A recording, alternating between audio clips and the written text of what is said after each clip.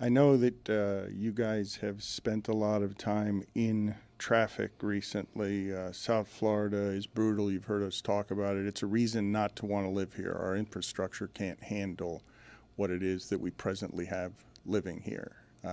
But when the kids go back to school, it gets exponentially worse in a way that makes our streets someplace that makes me like children less.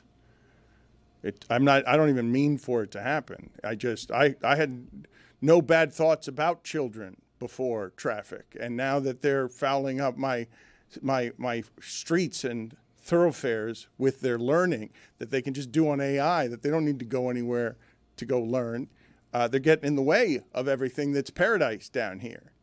Zaslow, what's your experience been with your kids and traffic? Your kids can now drive, obviously. Yeah, my kids just went back to school yesterday. Yesterday was their first day of school. And they're also driving together now. He's got his own car, and so that's kind of wild. But, traffic kind of sucks on the way here. It's a little bit like Mad Max on 95 South. I mean, it's... Do you, like Dan, have a mile-and-a-half commute? Where are you coming from? What county? I'm coming from Cooper City, man. Oh. We are out west, north and west. Dan's got like 6 stop signs. Against traffic also. Yep, I'm a guarantee of, that interchange when I'm trying to merge onto 95. I don't like who I am at that interchange. I'm cutting people off. I gotta go. I gotta go. We're trying to survive out there, Dan. When Zaslow says it's Mad Max, I've seen people get out of cars with clubs that have spikes on them, and they're wearing masks and eye patches. Like, it is that place. That is an apocalyptic tomorrow. Our traffic crossroads across from just places where they're doing $6 billion of construction. I feel bad for the sheep that just wait at the end of that line. Sometimes I'm just driving. I see the same lady there every day. I'm like, here, just, you cut over here. You could save like a half hour. Yep. Gotta be aggressive, Dan. Come on. I gotta go. Yeah, this is serious business here. I got places to go. Catch you slipping. You missed out on when we were catching you up to everything that happened. Zaz has no control of his children or his house. Yeah. One of them booked a flight to Chicago to go to a UFC fight without telling him. Same one then ran away from home. Yeah, ran away. It's just, things are crazy at the Zaslow Manor right now. Yeah, you weren't here for that, where he stormed out of the house, took the car. I mean, it's his car, but took the car and like, all right, see ya. Okay, among all of our friends, when I say this thing about all people who are men who are 40 think they're 20 years younger, understand that Zaslow is the lead toddler in that house. But what's happening in that house, not unlike what's happening in the Cody household, is there are 3 toddlers running around in that house. And I'm not sure Zaslow's the most mature of them. Well, and there's constant challenging to fights. Like last night, right before I went to bed, my younger son, all right, who's going to be 14 soon, my younger son said, because he's growing right now, he's getting a little bit taller, the younger one. Older one's already taller than me. But I took his ass down. The younger one, he asked me, when can I jump? When do I get to challenge?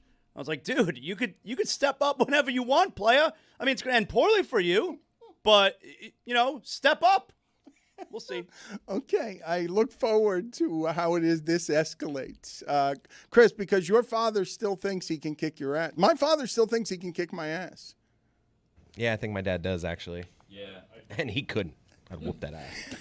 I don't have that relationship with mine. I walked all over the guy.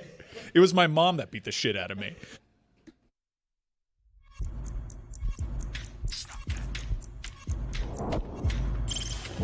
Stop that.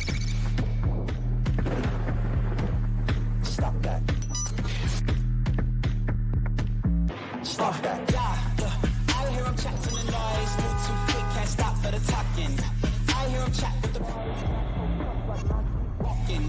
Just too sharp with the prize. White girls let it tell me I'm awesome. Yeah.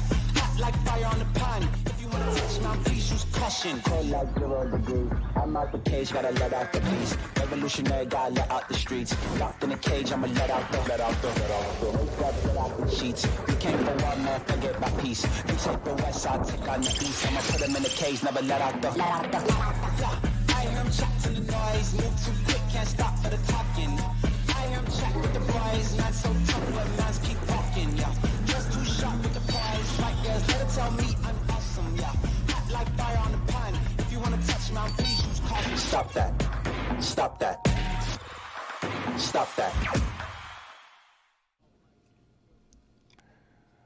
The way that I imagine it in the Zaslow mansion is that Zaslow's trying to be in charge, but those teenagers are spider monkeys. They're just sort of climbing up the walls of his life and trying to do whatever they want. And every once in a while, Dad has to elbow them and remind them that for the moment, for the next year or two, he can still physically handle them. Well, and what's happened is, especially with my older one and my wife, it's become their favorite pastime. It's really what bonds the entire family together. What's become their favorite pastime is just shitting on me. That's what they do. You It's know? a thing in all families, I feel like. You just go after the dad, at least in my family. Is it? I don't know. Billy, you're... It's true. Yeah, it's true. So you are in your... Least respected member of my household. Yes, that's 100% accurate. That's exactly how it works. Okay, so in your... They don't even bother at this point in time in pretending to respect me. Oh, that's fine. They'll learn. They Will will? they? How are they going to learn? No, I've said too much. Okay, I don't know that they're going to learn. So what ended up happening? Did they go to Chicago for UFC? No, because the way they didn't have an adult to go with them, because I don't know if you're aware, but you can't be 16 and check into a hotel. They're not going to let you do that. So they postponed, and that event took place a few days ago. I wasn't aware, but that's a good rule. Yeah, That sounds like a good rule. You didn't know that, Dan? You can't be 16 and check into a hotel? I did not know that. I did not know that there was an age. I assume that if somebody's got a credit card, they've got a credit card, whether it's daddy's credit card or not. It's a credit card. And my son was like, no, it's okay. We're going to get someone outside the hotel to check us. And I go, it's not like you're going to the 7-Eleven and you're asking a bum to buy you beer. It's not the same thing. You're not going to get in. So they postponed the trip. They think they're now going in, I think it's December, maybe November, November, to Madison Square Garden. The Mecca. So we'll see. I don't know that that's going to happen, but you've got to be able to control that.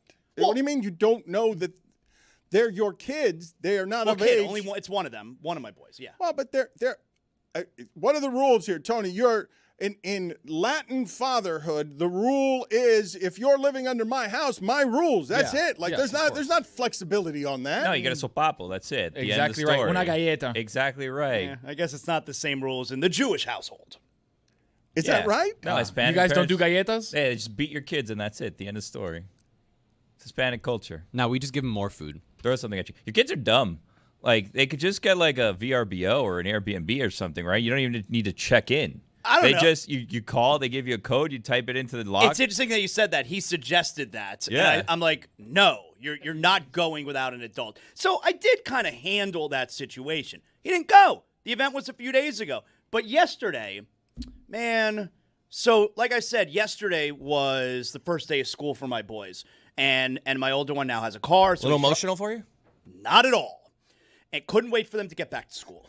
And so they're going to school. You know, my older one, he's got a car now, so they're driving to school. And great, okay. I'm on my way down here to Miami yesterday. I'm listening to talk radio for like 25, 30 minutes. Big dog. God, And it's then- on FM. And then Is he still doing the thing? They're listening up in Jupiter. I was not listening to that. And so I decided one, but I'm like, you know what? I want to listen to music. All right. I'm going to put on music this I've had those morning. days. Yeah. So I pull up my Spotify on my phone. Okay, cool. I pull up the Spotify. It comes up on my screen, and it's rap music that's just playing. It's Lil Yachty. All right. Not Little Yachty. It's Lil Yachty. Yes. And I'm like, well, I can't change this fast enough. So, Well, but what is that? Okay. what do you mean what is that? Okay. I don't like it. Okay. Hold on, let's see where he's going with this. What song was it? Do you remember? No. And so I couldn't change it fast enough. And I put on what I want, and that's Pearl Jam, of course.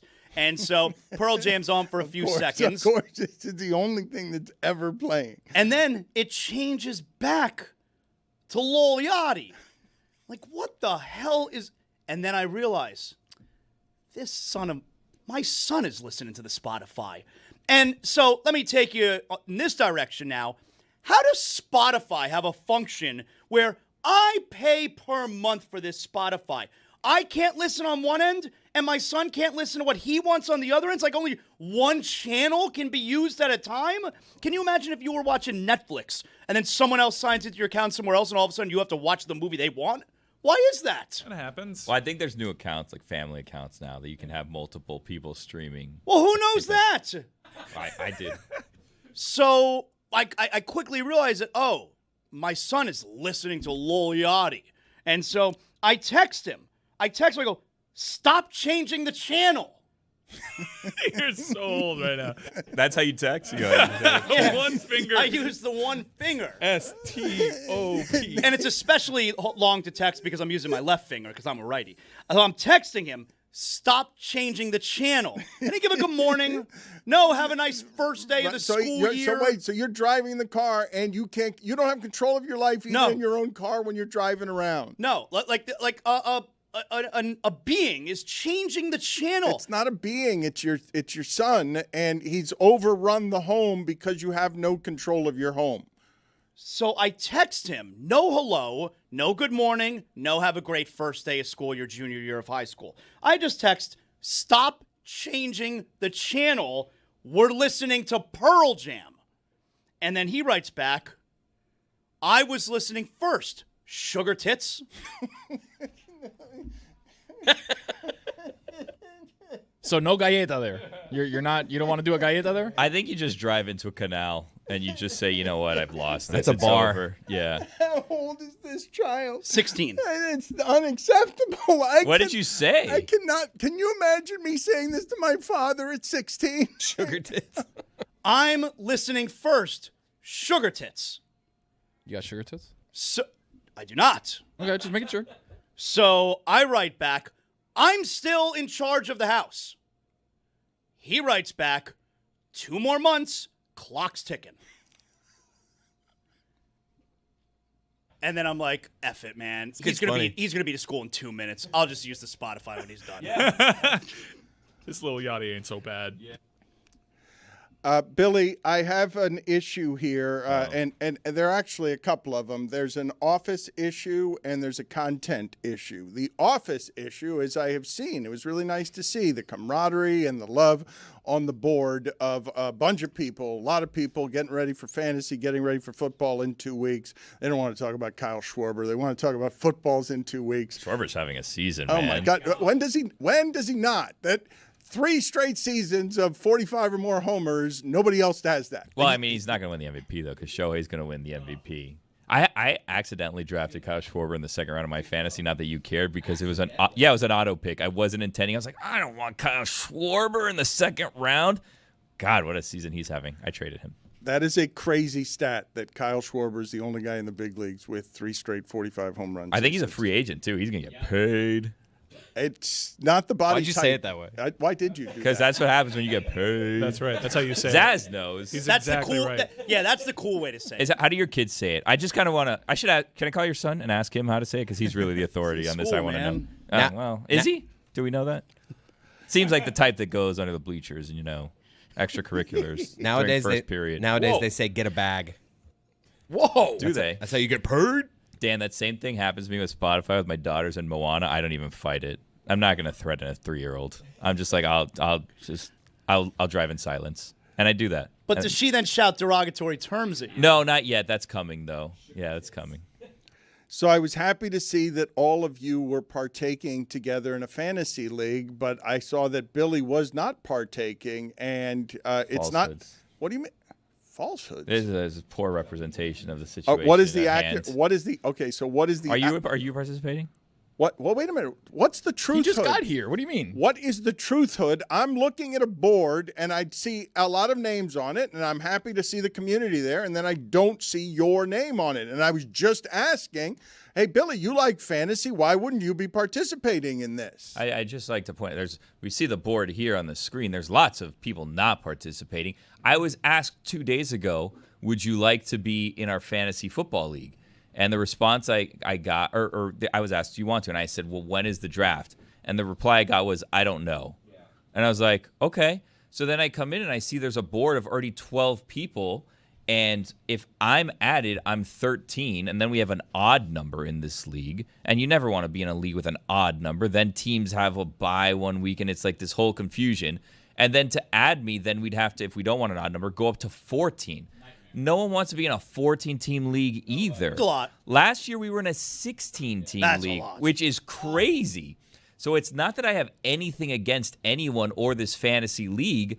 I viewed me being considerate by saying, like, when's the draft? I still haven't gotten a date, so I haven't followed up. So presently, I'm not part of this league. An act of altruism. It's by a you. very big league. Like, more than 12 is a lot. It makes it impossible to draft people. It makes it impossible for waiver claims. Like, I participated last year. I didn't know until I lost at the end of the season that everyone owed Mike Fuentes money because he made up a buy-in after he won the championship. And he texted, he said, hey, everyone needs to Zelle me $10 or $20 or whatever it is. It was never discussed beforehand until he won. Then everyone had to just send him money, which I did, by the way, because I didn't want to be the guy that owes people money. Fuentes, you fit right in with this crookery around here. The people steal our money from the fine bucket. It's crazy. It might be him. And now Fuentes, it's one of those Fuentes brothers. You can't trust the Fuentes. None of them.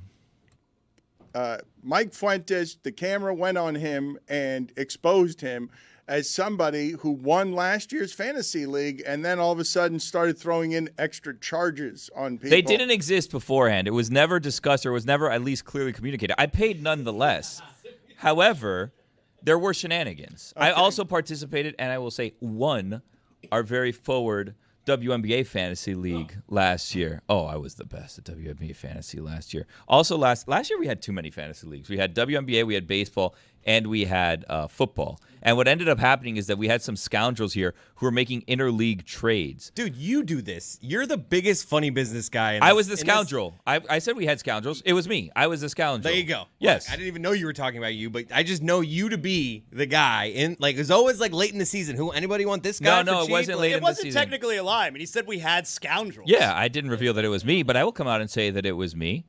This is what happened, is the WNBA league was a joke of all kinds in which everybody could just choose someone that they wanted to call dibs on before the draft even started. What? Yeah, because Rose wanted to get Caitlin Clark. So then my person that I had dibs on got drafted, so I drafted Caitlin Clark. And I said, you want Caitlin Clark? Trade me Tyler Glasnow in fantasy baseball. He was the best pitcher in baseball. Oh, that's the kind of interleague trading. I didn't understand. I'm Yeah. like, Oh, what's yeah. an American League, National League? You can't trade with each other? No. You're talking about inter-fantasy Yeah. league trades. Yeah, when I'm telling you these stories, you should say I don't want Billy participating in my fantasy football league. But that's not what we're receiving today. We're Wow, receiving Dan, criticism. Dan, do you understand how rare that is, what Billy was doing, where he's negotiating trades in one league to get something in another league? I saw how that happened. I was a visionary. It escalated quickly to Tyler Glasnow, and now you had me intrigued. Former Ray. Now He fell off. Yeah, I know, right? That's what they do, pitchers, huh? Yeah, and as have the Dodgers, It happened to incidentally. hitters, too. As have the Dodgers, because Shohei's now all of a sudden getting pelted. He's not pitching very well. Tony's got a theory that Shohei Ohtani is evil. I'm working on it, Dan, because everything around Shohei Ohtani, right? He's been so celebrated. He's got the biggest contract ever. He's got all this stuff. He's a great player. He pitches. He hits. He's everything. But then you look at him and all the things off the field, and you're like, there's something trailing him. I don't know exactly if it's just like he's just got really bad luck. His interpreter stole $40 million, and he bet it away. Okay, maybe it wasn't him. He screwed up a land deal in Hawaii worth $240 million. Oh, I don't know what happened there. Dan, you were out there. Was that the talk of the Big Island? Did you hear about it? Which one's the Big Island? Hawaii. The one, Hawaii is the big You island. just say it. The Big Island. Aren't they all Hawaii? They all It's are just Hawaii. like all of these are Hawaii. Yes. All No. Hawaii? Big all have Island names. is Hawaii. There's actually Wait. one island that's Hawaii. There's Yes. one island The that's big the Big one. Island. Nice. What's a cluster of islands? I thought it was called? like this is all Florida. archipelago? But there's a bunch of Is that cities. so? I think so. I think you might. Is that? Let me look this Want to look up. that up? I don't know if he pronounced that correctly. How do you pronounce archipelago? You know what, Archipelago. Tony? You're intimidating me with your swagger. I'm just right asking. now. I think it's arc at the start. It's arc. Archipelago is a group or chain of islands clustered together, often in an ocean or sea. Archipelago. I'm from Miami, dude. What do you want me to tell you? Say almond, too. Okay. I don't think it's archipelago, is it? I've never heard it that way, but. Anyways, more importantly, Dan, Shohei Ohtani, possibly evil. Okay. If you make the same conversation about LeBron, if he was or if he wasn't, what would you bet your life on? I would. No, wait a minute. I would If Shohei's evil, would you bet your life on it? No, wait. Is LeBron doing what Shohei did, or you're just saying LeBron is evil without doing He's what implying Shohei did? LeBron is to steroids what Shohei is to evil. But Wait, what? I think you mean cursed, though, not evil. No, he's not cursed. He's fine. Cursed? He's absolutely fine. Evil? Evil. Where there's smoke, Dan. Again. He is now back on the mound, and everyone is hitting him. The Dodgers are, again, that team's over-under on the season was 104.5. And it's weird to see the Dodgers, even in a long regular season, struggle. But the thing that I was beginning to say around the fantasy league and all of the controversy there, I thought this sense of community around sports was developing, and I wanted to talk Marlins baseball with you and Jeremy. And then Mike Ryan just starts yelling at me that he doesn't want to talk about Marlins, that he's just enough. He's been tolerating these Marlins conversations. And I'm like, but they were beating good teams there. They were playing really good baseball. You see that game against the Yankees? For like 7 weeks, they played best in the sport baseball, and it was weird to see. And so it got a group of us, a small group of us, excited in Marlins baseball. And then, of course, it collapsed and the run differential, was minus 60. But we were believing, minus 60. We were believing for a moment that the Marlins might be able to do something because they were playing baseball for a significant stretch that was very good baseball. And then the wheels fell off of the thing a little bit. And Mike Ryan is yelling at everybody that we should be talking about Lionel Messi. We should be talking about Inter Miami. You've got a uniquely Miami scandal last night in soccer where we're using cell phone communications that evidently are nefarious after our coach gets ejected, and everyone hates Inter Miami. Everyone. I'm not saying talk the same amount. I know it's soccer. It's MLS soccer. I think we talk Inter Miami and Messi, percentage points on what we do compared to the Marlins. I think you covered the Marlins season. Great. I think we talked more Marlins than we talked Heat basketball last year. Wow. Is there a national show talking about the Minnesota Twins this much? I don't think so. It's you local, covered it. It's a local hour. What do you mean? Is this a national show? The Marlins are 7 games under 500. I feel like we covered it, and now it's football season. Thank heavens it is football season. No, we got a ranked matchup in Ireland this weekend. What? That's great. Which leads me to an apology I have to make. Wow. Oh. We covered Kansas State briefly earlier before Dan returned from vacation, and we were talking about Kansas State quarterback Avery Johnson. Gentlemen in the TV truck, can you go ahead and put this image of Avery Johnson on?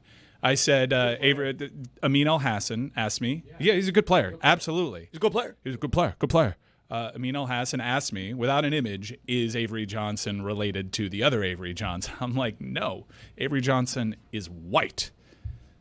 I have to apologize to Avery Johnson. Whoa. Because Avery Johnson is mixed. Show other images of Avery Johnson. There we go. Had that one wrong. Now, you can imagine, as someone that has only watched Kansas State on mute, and seeing the blonde hair flipped out of the back of the helmet, and with that complexion, I got this one wrong, folks. I am really sorry. I want to apologize, and anyone who knows me knows how this could happen. I thought Avery Johnson was white. I love how you go with the muted TV excuse like Dan uses sometimes. The excuse?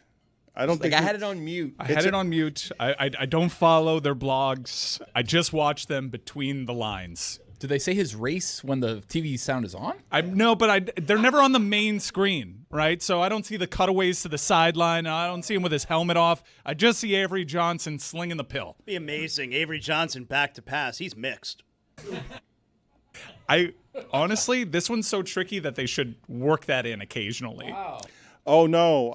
Wait a minute. This one's so tricky. No, I believe that part of the fun is absolutely in the uniqueness of this is what I've distilled college football down to. I know about 25 of the quarterbacks, and I know that most of them are either white or black. Or Avery Johnson's one of those quarterbacks that if you follow the sport. If you're he's a good player. This is a sneaky Heisman candidate for a sneaky CFP No, dark horse. but hold on a second. Let's go ahead and show this again. Please put on the screen the first photograph, okay? And I thought this was a Dutch volleyball player. Like, so that's just visual there. There's a soccer player running around the Premier League who's also giant like this, and Norwegian or something like that. That's not merely white.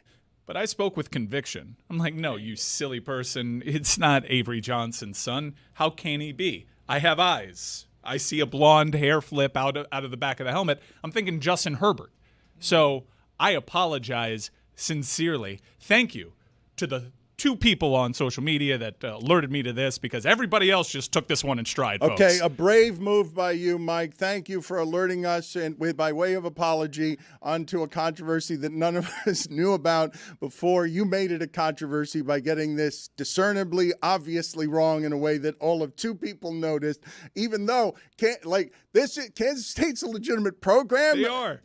And there are only 25 of these, correct? Let's see. Oh, I know we're going to start changing the conferences into 28 team leagues, but as we head into this season of Notre Dame and Miami at the top of the schedule, Texas and Ohio State at the top of the schedule, you get to see right away. Okay, Arch Manning. All right, let's see. You get LSU, Clemson. There's so many great games to start. We've been waiting for 2 years on Arch Manning to take over the sport. Manning. Thank you. That's right. Do you still know how to pronounce it or no? Are we up in the air on that? No, we're good, I think. College football is right on us. And if I ask you guys, how many teams do you know are going to be good? It's 30? 30 where you know, and I'm not saying that it doesn't mean that you're not going to have a whole bunch of average, Vanderbilts and Wake Forests running around there, but Kansas State would be one of them, would they not? Yeah, they're playing another team that I would lump in as good, and I agree, like good. Duke was good last year. They finished unranked. I think that there's about 30 teams that are good. Now, good is subjective. People may say good is only if you're top 10 good, if you're CFP good, relevant in November is good.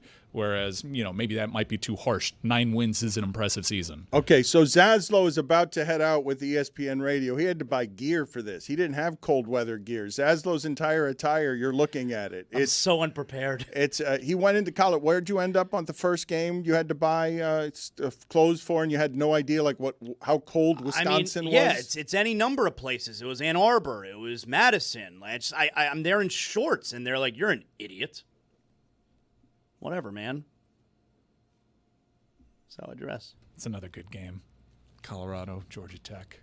Yeah, I'm in Columbus next week. I'm very excited. Okay, and we'll have time for that. But just on the Inter Miami story, okay, because in my lifetime, the most famous managerial malfeasance that there has ever been when someone has been ejected from a game, the most cartoonishly funny one, was Bobby Valentine was ejected from a Mets game, I don't know how many years ago, 25 years ago. Bobby Valentine had an amazing career, and this is what I associate with it. The time that he got ejected, and he returned to the dugout in a costume. Is that him? I can't tell.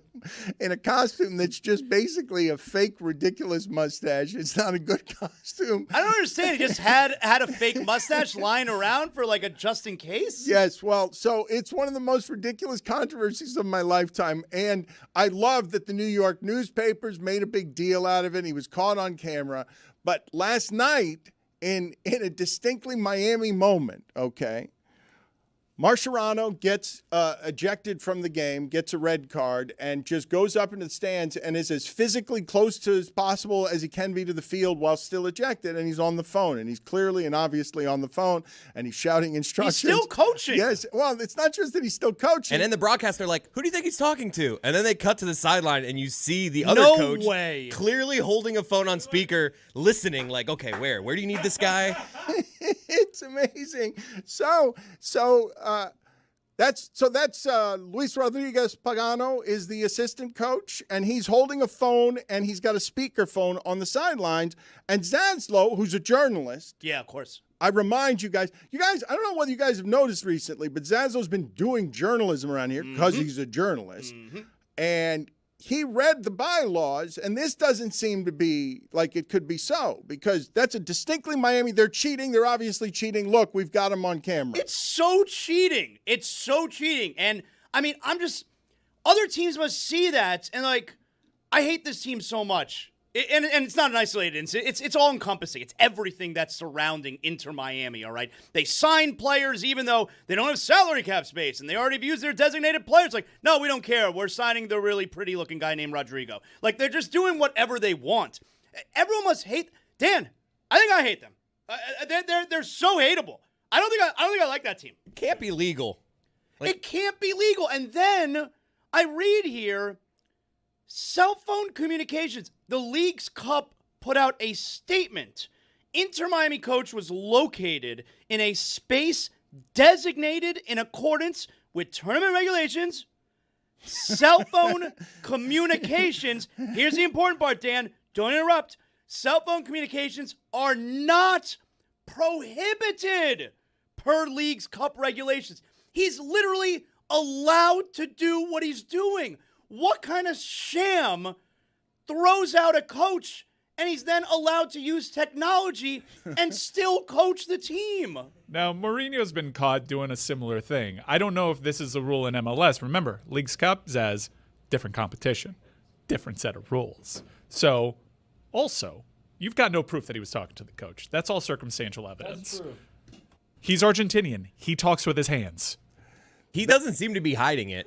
And on speakerphone. Maybe he knows that it's legal. Because it's not but prohibited. That's crazy.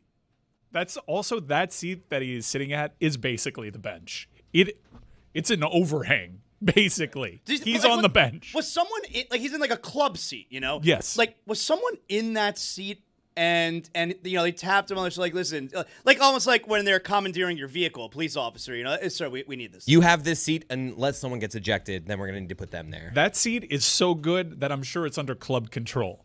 So there's no like, hey, we'll get you a signed bat. This is the in case the coach gets thrown out seat. He has to. So he wasn't thrown out. It just, you have to sit here now is what happened. If Belichick did this with the Patriots, it would be genius, where you say, what does Inter Miami do to prepare for the apocalypse of their coach has been ejected? Throw him in a better section with better Wi-Fi so he can yell at his assistant coach through the speakerphone. Lost in all this, great win. No Messi. Luis Suarez gets 2 PKs. They cling on to the game after Tigres hits both posts. It was a great game, and it's a great win. Have you guys talked at all about the Apple numbers and some of the stuff that's happening behind a paywall when we're about to be headed into a postseason where we're going to get legitimately excited about an Inter Miami team that's, I don't know if I want to say that they're playing for some legacy stuff, but I don't know how many more years of Messi you think you can have before you build a stadium for whatever the future of this league is. The stadium is for next season. Taylor Twellman came on with us a couple of days ago and sounded very confident that Messi would be there for the start of that stadium. When you say legacy stuff, you think there's people on the fence about Messi, like, oh, I don't know, unless he wins that MLS Cup, which I don't even know if that's the championship, but unless he wins that MLS whatever. I'm then, sorry. I meant the Inter Miami club legacy. Obviously, Messi's won't be touched at all. But right now, they're a team. Look, right now, what they are is a team who's got the best player in the world, who very often makes it look like he's playing with players who are outclassed, still the best of them.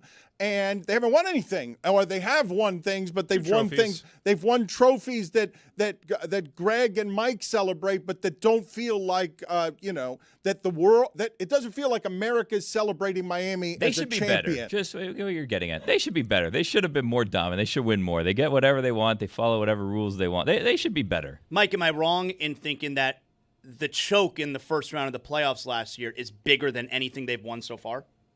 I think you're wrong, yeah. Yeah? Okay. Yeah.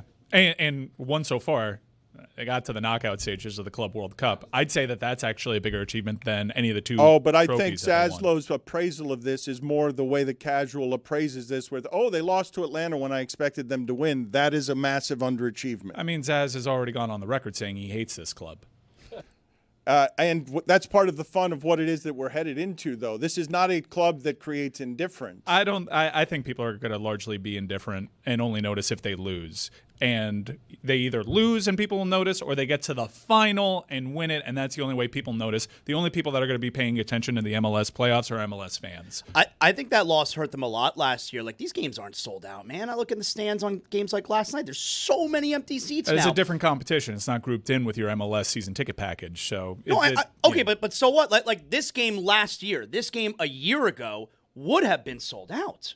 All those games last year, the place was, and certainly the year Messi debuted with Inter Miami, that building was packed. They get really good crowds for the MLS games. This really is totally good or different. sold out? This Sold is out. Messi we're talking Sold out. about. No, they get really good crowds for the MLS games. They get that packed. They get for the season. They have a good season ticket base, especially in the seats that are on camera. The ones that are a little thinner on cup matches, especially when Messi doesn't play, are the ones that are blocked off for VIPs. But they get really good crowds. It's a different ticket structure. I was about to compare what happened last night to Bobby Valentine, but I cannot do it if it's legal. I can't. I'm unable. How is it it's legal? Cheating that didn't. It looked like I was celebrating Miami cheating.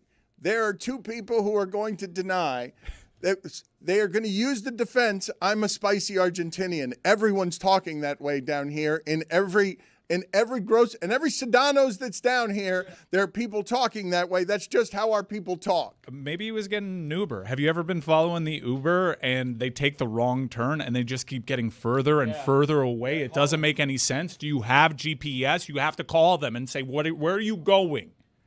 I wanted to ask you guys a question. I found myself thinking of you guys because I got stuck in Los Angeles. I left without a phone to somewhere, and you just mentioned Uber, and it made me think of this because I cannot believe how tough the taxi industry has to have it right now.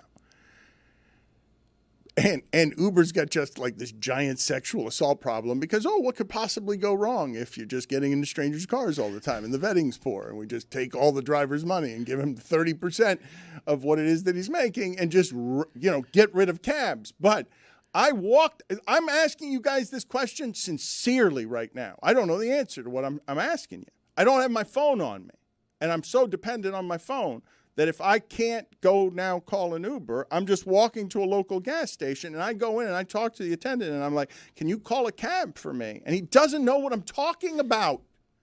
He doesn't know what a taxi is. This was this year you did this? This was 2 weeks ago. You didn't need your phone. You're disconnected, Dan. What do you do in that situation? Just solve the problem for me. Just walking into the gas station trying to explain to somebody what a taxi is. I might go. I think they knew what a taxi was, Billy. They just didn't know who to call, I would guess. No, look, I'm telling you, this happened to me the other day, and these are weird things that are happening to me, where somebody's holding a nickel up to me and saying, how much is this worth? If you start putting the 20-year-olds in charge of things, they're not going to know what was happening 10 years ago. And so when I say I'm asking you for a legitimate problem solve, I'm trying to explain a taxi to a worker here whose English is a bit spotty, and I'm having trouble explaining what I need, and this person doesn't know what I'm talking about. If I have cash and there's other people there that aren't the gas station worker, I'm being like, hey, can you order me an Uber and I'll give you cash for it? I mean, I'm just start walking, wait to see a cab. I'm with you. There's not a lot of options here without a phone. So were you at an Airbnb? Were you at a hotel? Like, where were you physically that you A manor. couldn't- Oh, I was near a gas station. Yeah, but you had to be somewhere. You're right. I have a manor that comes with its own gas station. I was right next door. I didn't even need an Uber. I just wanted a golf cart to take me 7 steps. What language did the person speak? They didn't speak English? They did speak English, Oh. but it was, it was fractured English. Because if it was Spanish, you know Spanish. Yeah, and Pitbull has a song called "A Taxi." So that's how I would have explained it? Yeah, I mean, they should know what a taxi is. If you speak Spanish, you know Pitbull songs, duh. Okay. Beep, beep. Well, that's It's a double entendre. Okay. Me lo paró could be like it stops, but it could also be like it made lifted it up. it stand. He was Pitbull- talking about his wiener. Pitbull loves those double entendres. He I like really double does. entendres. Yeah. Like when he said, "Here go those egg whites," I don't think he's talking about nutrition. Oh no. Guy's an English major. I like having to think sometimes. What do they mean? It could be two different things. Yeah. Yachty can do that. I like that. Put it on the poll, please, Juju at Le Batard Show. Do you like double entendres? I did not have Zaz saying that today. I was not I was not expecting that. Zaslow, how is the audience reacting in general to the fact? I'm feeling like you might be being judged or shamed. We all parent differently. But your inability to get discipline over kids who have run amok on you, and your last stop is, I'll still be able to beat you up physically. Yeah, that's right. That's what it boils down to. All right? As long as I can make you tap, I'm still in charge of this house. All right? This doesn't seem like order, though. This doesn't. Quite the culture you've created. I'm doing just fine. Like, everything's worked out all right. What if he hits you with a spinning nerd's back elbow? Yeah, we'll see. It hasn't happened yet. He learned that one, though, on Saturday. He did. We'll see, Dan. I mean, right now, your boy is still in control. Are you walking around your home, and at any point there can be an overthrow of the government, a coup? Well, not with my older son. He has to wait 2 more months. That's why he said 2 more months, clock's ticking, because you got to wait 6 months after you attempt, So I got 2 months before I got to start looking over my shoulder, But my younger one, like I told you last night before I went to bed, my younger one, who stands no chance, but my younger one was like, do I get to challenge whenever I want? I said, yeah, you can try. So we'll see. I came, I saw, I conquered. Better said, I saw, I conquered, I came. Wow. That was on the radio. What do you think he meant when he said, yeah, right, picture that with a Kodak? Better yet, go to Times Square and take a picture of me with a Kodak. See, double entendre, man. I don't think that's that.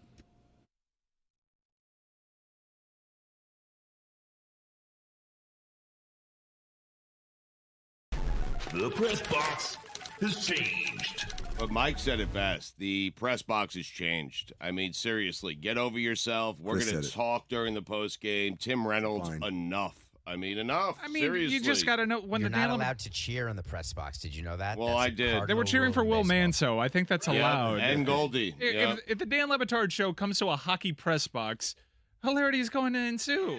Yeah. They're going to yell at Will Manso for 7 minutes, and you're probably going to have to go to a stairwell to write, man. If it was 7 minutes, I'd get it. It was is what 7 it is. seconds. Exactly. I mean, David, everyone else was saying hi. They were enjoying the show. They were laughing at us. But one guy is still clutching on to his newspaper deadline. I'm a little and it's disappointed. Tim Reynolds. And is he your demographics, too? I don't know. I happen to like Tim a lot, and Enough of him. I imagine this was going to be like E.J. Raddick or something, but that's just a bad look for Tim Reynolds. Listen, I went up to him afterwards. This was the best part. Stugotz Yes. is like, I've known Tim for years. I'm going to go fix this. He walked to Tim and walked right back very quickly. Yep. It was a very quick interaction. Well, he was writing. Okay? He's on deadline. It's enough of the deadline. It's a work. We're on deadline, Tim. We're on deadline. I got to get home. I feel like playoff hockey. I got to get home. I mean, Yeah, we're on deadline too. We got to get that post game out. It is a working press box. Tim Reynolds is a journalist who's trying to write, and Stugotz is back there. Hey, Will Manso! that was Chris and Goldie. Don't leave out Goldie. We're on deadline too. They're going to kick us out of that press box a lot sooner than they'll kick out Tim Reynolds, who's just typing away. That's just Those writers had their game stories done before the end of the game. precisely. Yeah, a good writer, right?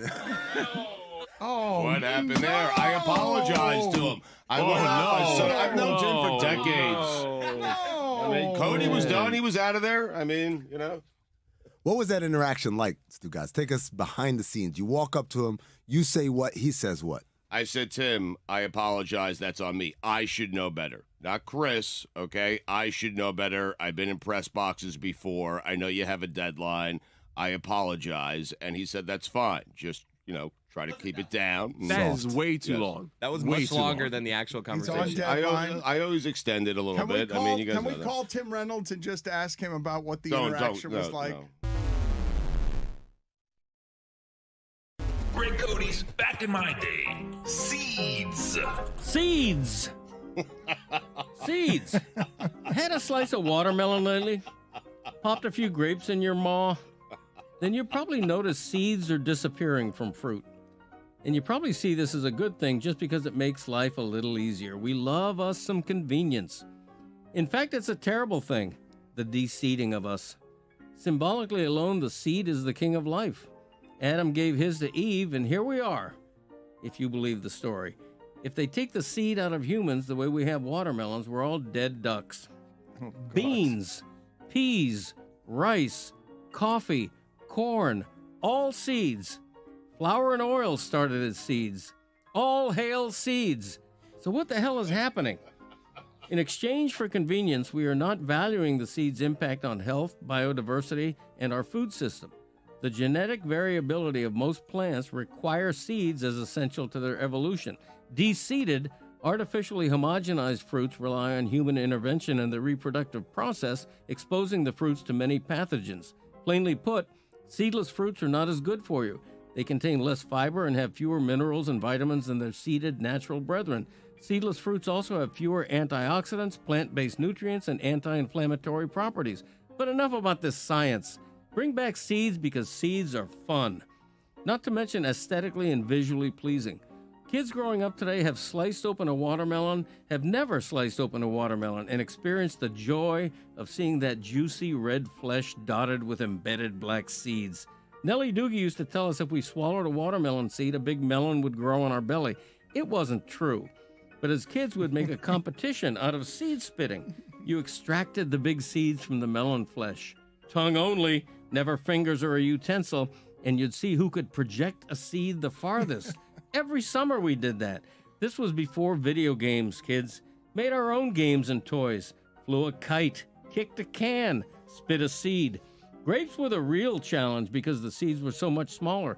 We'd both pop a grape in our mouth, tongue moving, jaws in action, and whoever could spit out 3 seeds onto the table the fastest won.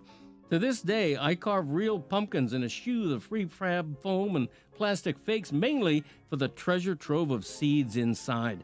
Hundreds and hundreds of them waiting to be scraped out, cleaned, and roasted in the oven to become delicious natural snacks. Respect, worship, and bring back the seeds. I need a t-shirt that says convenience is overrated. Insist to your local grocer that you'll take your watermelon seeded, please, and the grapes too. I'm Greg Cody, and that's how it was back in my day. Journalism is dead. But journalism, as we know it, as you know it, what you wanted to do when you were a little kid, okay, it has changed. It has. It's changed, okay? You're not wrong. Stephen A. Smith is not wrong. You have to adapt sometimes, okay? Because the game has changed. Your priorities have shifted. No one cares how someone goes and gets the news that they get as long as the news is accurate, as long as it's coming from a credible place. If it's Woj, if it's Adam Schefter, if it's you, if it's Diana Rossini, if it's Shams, nobody cares. You might care. Greg Cody might care. Stephen A. Smith might care. But you know what? You all sold out. Every single one of you, okay? Stephen A. Smith jumped inside the circus tent. I don't blame him. Why'd he do it? Because he had to do it. Because the game has changed. You jumped inside the circus tent. You did. You did so with me. Think about that. With me and with Greg Cody.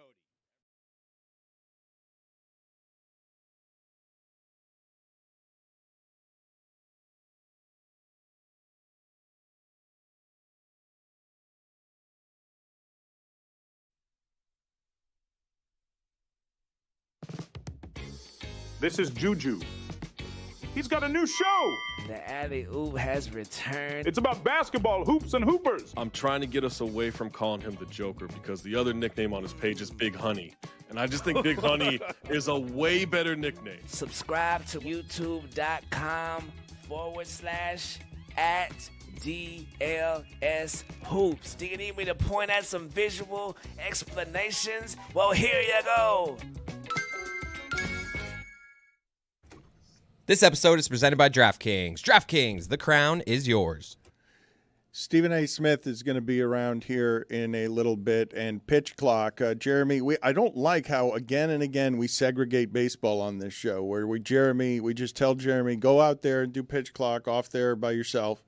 And yourself, that's a little weird. No, I've seen Chris you is on every episode. I'm whooping that ass in trivia. That's what I'm doing. I have seen you on there. I'm just saying, as a show accessory, as a show segment that we're proud to have grown for people who want baseball, you can just go get concentrated chunks of entertaining baseball stuff over there and only over there. Because when I'm trying to talk about Schwarber, everybody will just make it about Ohtani and Judge, and that's all we're doing. Is he evil? I feel like we did a good 3 minutes on Schwarber. I think it's trending in an evil direction. He's getting paid. He's a Philly, too. By the way, we nailed that. We were workshopping back here. I thought it was a Cub. I feel like Dombrowski is one of the greatest executives of all time. Dombrowski, I mean, Schwarber, how do you project Schwarber into somebody who's going to stay healthy and hit 45 home runs a season, 3 straight years, the only person in baseball to do so? You make him a DH forever. That's how. It's incredible. But he's a keg softball player. The home run he hit last night to get to number 45, he was off balance, and it didn't even look like he caught the right part of the bat. The guy can just hit fly balls that go out of parks because he's that physically strong. I feel like he would be insulted by keg softball players. Oh, but what he did in the swing off in the All-Star game was essentially like a keg softball player just simply because he saw 3 pitches and hit all of them out of the ballpark. He's ridiculous. You think that's an insult to call him a keg softball player? I do. Yes. And I think Adam he would Dunn, he would take it keg that way. softball player. Kyle Schwarber, another level. No, Adam Dunn. Hold on a second. We talking body types? Adam Dunn is bigger than Kyle Schwarber. Adam Dunn is taller, longer Big than. donkey. Thank you, Billy. Kyle Schwarber is a little square of a human being. He's much smaller than Ohtani and Judge. He looks. I'm not going to say he looks overweight because he doesn't, but he looks square. And he goes and takes pornographic hacks when he gets up there. And he's got 3 straight seasons of 45 home runs.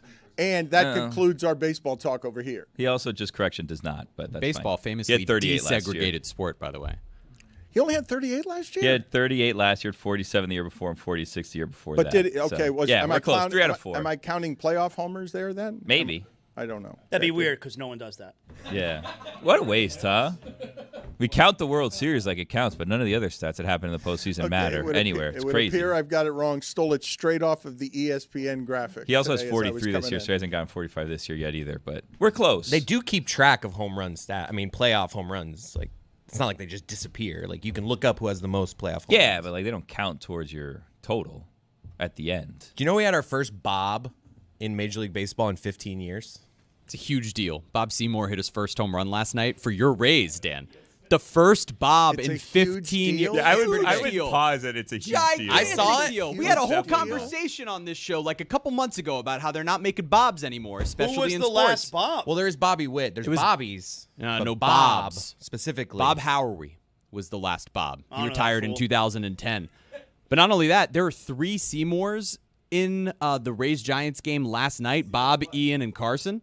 All 3 made their debuts this year. Prior to that, hadn't been a Seymour last name since 1913. Look at Mike's face. So not only a 15-year drought for Bob's, a 113-year drought for Seymours. I mean, that's baseball, TV guys. truck, as Mike likes to call you. I want you to zone in right now on Mike's face. That's please. Ryan Bass. For Because him. the reporting that was a huge deal there is that we've seen our first Bob in big league baseball. Why don't you just give a shout out to the Rays sideline reporter? Like, Because he's the one who Rays pointed it out. Jeremy. It was earned. So, Mike, your disgust is on a number of different levels here, but I'm assuming that your greatest disgust comes from, at least in part, as we talk about whatever it is that we talk about around here. We are headed toward a college football season about to start with something I can say pretty confidently isn't something we've seen before, which is we've been waiting 2 years to see this quarterback. He's going to come out with Texas. Does he have the quarterback chromosome of Eli Manning, Peyton Manning? Who's the next future face of the sport? They're going to try and keep making it the quarterbacks. We're going to finally get to see Arch Manning. I can't remember another scenario off the top of my head where the expectation was so grand where you're waiting for, oh, they're going to be the number 1 team in the country just because of the expectations for that name on the back of the jersey. Dan, has there ever been a season that begins with the Heisman Trophy favorite? He has the shortest odds, plus 600, Arch Manning. The Heisman Trophy favorite has no resume in college football. I don't know of an instance like this. He did play some last year. Oh, but give me a break. Come on. You see the competition? What are we talking about? I'll give you a break. Give me a break. I'll give you that break. You said he didn't play. I told you he played. Zaz is a college football expert. I am. There are 3 college football experts right now. It's Paul Feinbaum, Heather Dinich, and me. All right, and I'm telling you, breaks there's over. no resume. Breaks over. All right, he played a little last year and got people excited, but now he's opening the season. Oh my God, UT Texas, UL Monroe. What a resume. He's playing the defending national champion. It's a top 3 matchup because the AP messed this one up. Yeah, that's kind of. How do you do that? That's BS, right, Dan? I mean, the AP, it was right in front of you. You got to make it 1 versus 2. 1 versus 2. And everybody knows Penn State's not the second best team in the country ever. I rewatched that Orange Bowl game.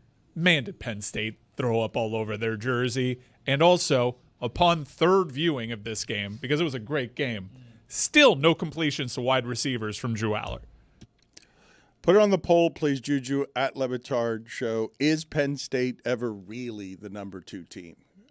Remember the narrative going into that playoff game because they won a home game against SMU and then got Boise in the playoff, and everyone's like, Penn State, James Franklin, he's doing it. The easiest path. The Notre Dame Fighting Irish were so broken.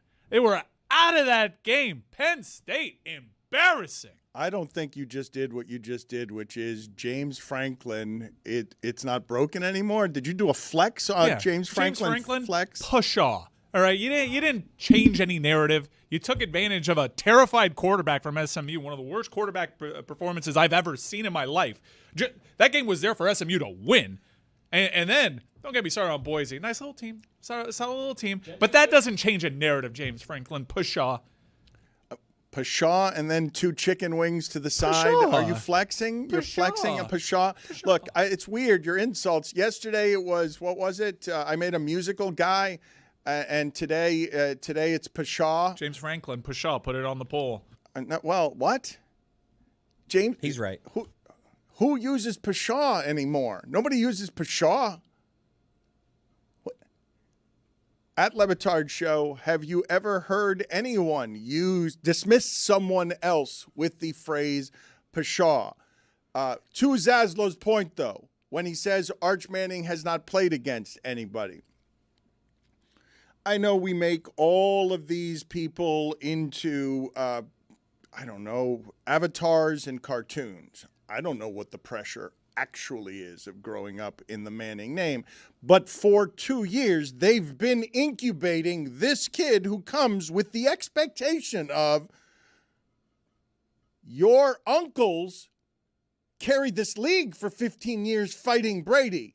And they were the top of the sport, and we expect you to be good because Eli was good in Mississippi, and we all saw it before Mississippi was any good. Like, we know what these people are supposed to look like, and the pressure of that, I ask you, I know we think these things are, easier than they are. The pressure of this quarterback against Ohio State, the defending champion, a team that's super loaded with no resume. On the road. With no resume, what are the reasonable expectations there? Go in there and win. I mean, that's literally the expectation. Go in there, your first game as the man for Texas. Ning. Been waiting for years. Good one, Chris. Go in there. At Ohio State, they'll dot that stupid I pregame and beat them. Of course, it's going to put on the Buckeye hat. You gotta.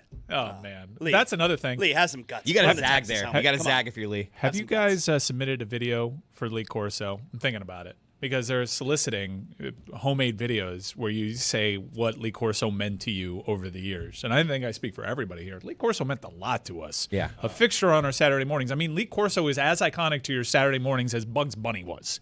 He is an adult Saturday morning cartoon. I'm thinking about putting together a little video for him. He means that much. Wow. Sunshine Scooter. Yeah. We should put that on the poll. Bigger part of your Saturday mornings growing up. Lee Corso, Bugs Bunny. I'm going to cry. You are all going to cry.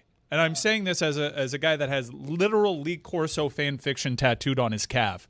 I am not ready to say goodbye. There's like a special tomorrow, I think, for Lee Corso that they're airing prime time. The eyes are welling already. Yeah, this is bad. I'm legit getting emotional right now. Did you get it together. Did you guys notice that Ark Manning was not on the Manning Award preseason watch list? Ward has his name on it. Didn't want to jinx it. That's a conflict of interest. Is it? It has to be, right? How can he be the Heisman favorite to be the best player in college football, but not on the watch list for the best quarterback in college football? They don't think he's worth watching. You know who won that one last year? I do. Tell them. I'm pretty sure it was Cameron Ward. Who wants it? I found this, like, we asked, like, why is he called Cameron? I got the background on it. I heard it too. Is this a happen to know? I happen to know. Like, Hold on a second. Do you happen to know? Do you know? Oh my God, he knows. He happens to know. Come, everyone. Come and listen. Happens to know. He happens to know. Well informed.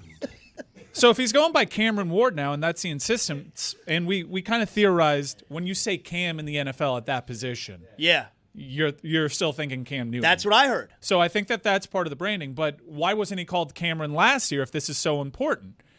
You went the entire year, never heard that this was his preference. Everybody called him Cam. And a request came from the family, hey, for the awards, can we make it Cameron? It was important to the family and Cameron at that time that he was recognized as Cameron Ward. So Miami didn't just like issue any personal request. Come award season, that's when Mr. Ward decided, I'm going to be known as Cameron from here on out. Interesting. Gather, everyone.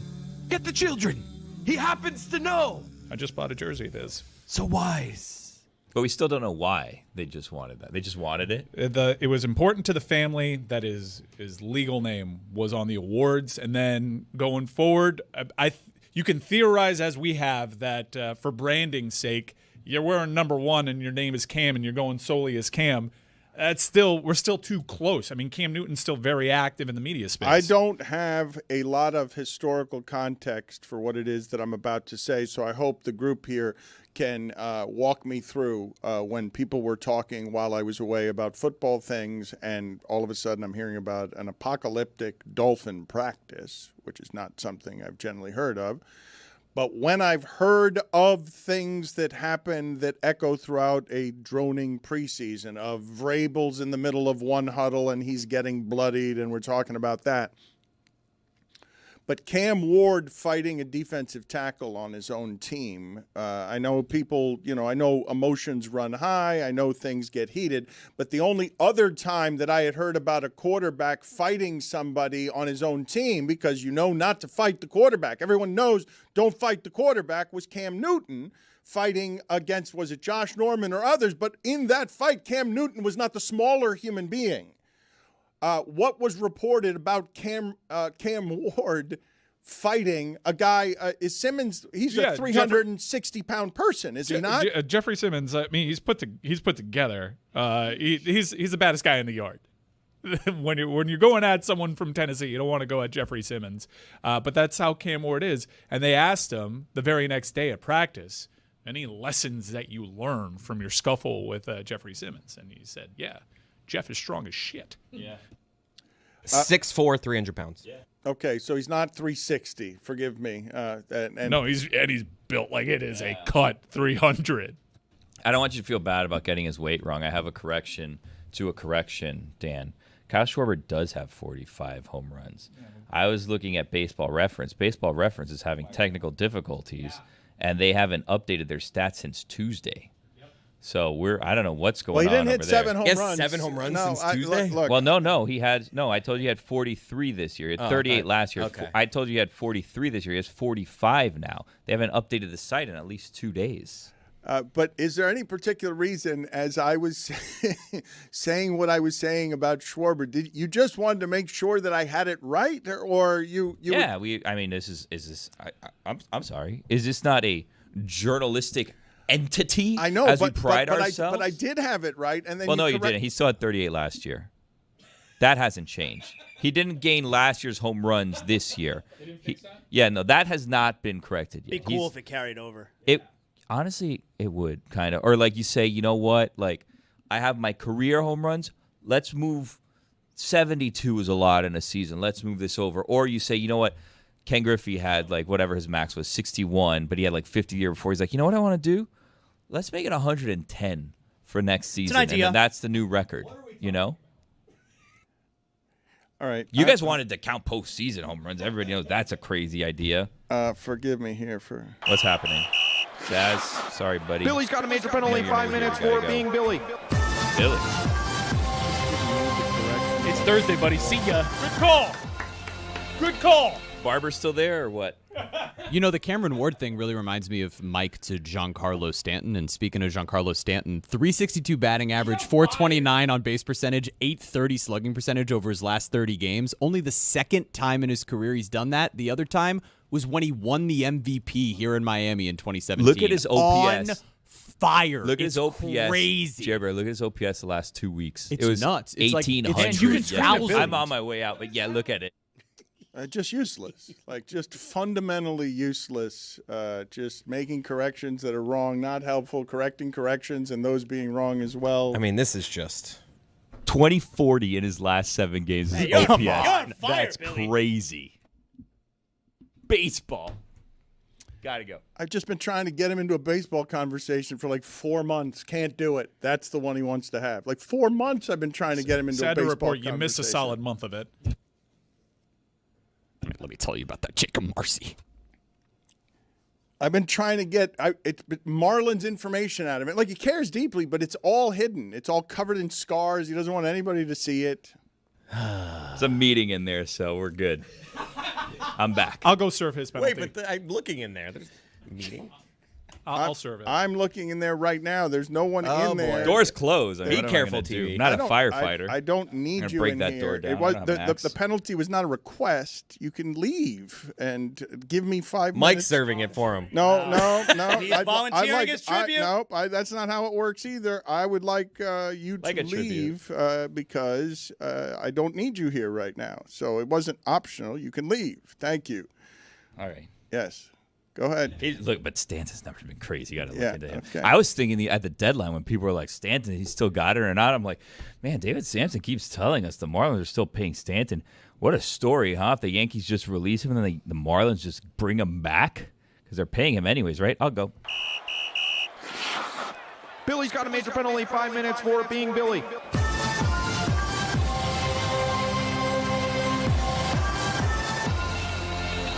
For 4 months, I've been trying to get some kind of baseball passion out of him.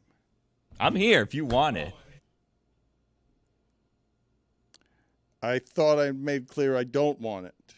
I don't want anything from you baseball related at the moment. You've been a bit of a coward publicly. You don't want people to see that you care about the Marlins. You've been hiding in plain sight that it hurts. You don't give us anything. They go 4-11. Their season falls apart. You don't give us the pain of that. Falls apart, but they've only lost a half game in that wild card race. How about Maximo Acosta's first home run last night? But huh? it's just trying to get some content Oh, out of him it's with bad. a crowbar, and it's on the Marlins. It's the one he cares about, and he gives me nothing there as well.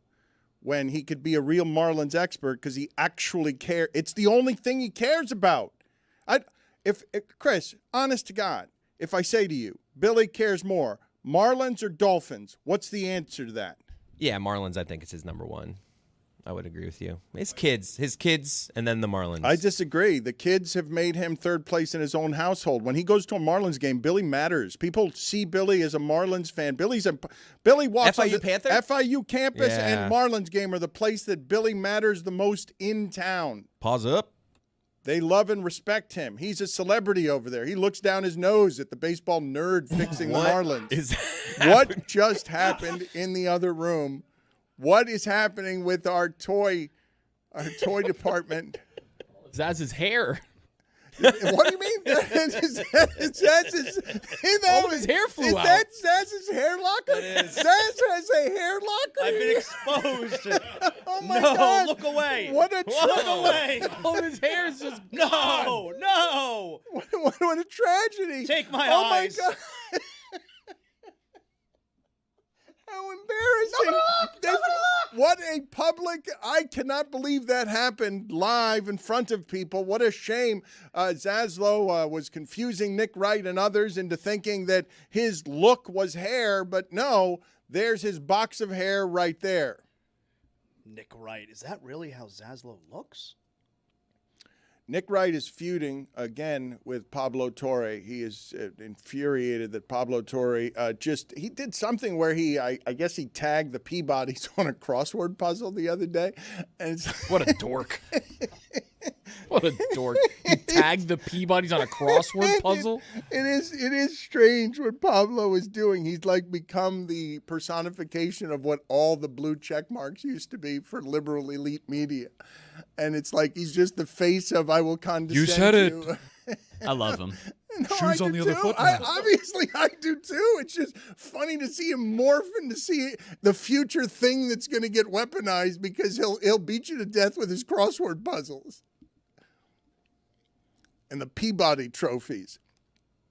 That was an act of rebellion by Billy that has no place in a Thursday. You guys are in agreement on this? Like that was some Wednesday shit. That's Wednesday going to his head is what's happening there, and now he can't be controlled because he's a renegade.